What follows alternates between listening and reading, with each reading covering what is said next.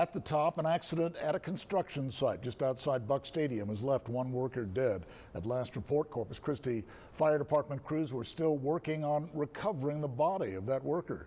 Our Julissa Garza joins us live tonight from the scene there on Leopard Street with what we know at this hour about the recovery efforts. It is tonight's top story. Julissa?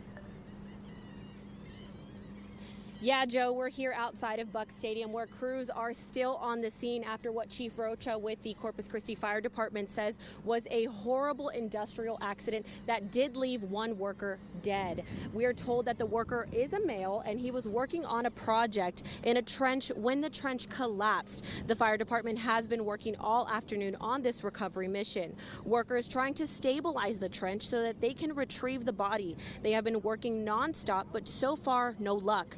Chief Rocha says this is a very technical process. We currently have our technical rescue experts from Fire Station number 3 on Morgan. There's 7 on duty there, plus 2 on the ambulance, so there's 9. I have another 6 technical rescue experts from Station 4. I have some commanders here, experts in technical rescue that are here observing and monitoring the situation. So we have approximately 20 to 30 firefighters here working on scene right now.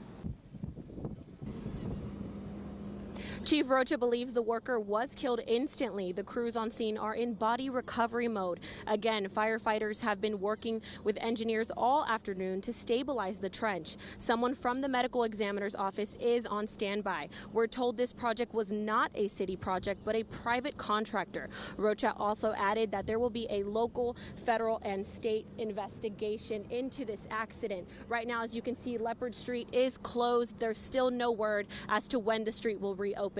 Of course, as we learn more information, we will continue to keep you updated online and on air, so be sure to stay with us. For now, Julissa Garza, 3 News. Joe, back to you.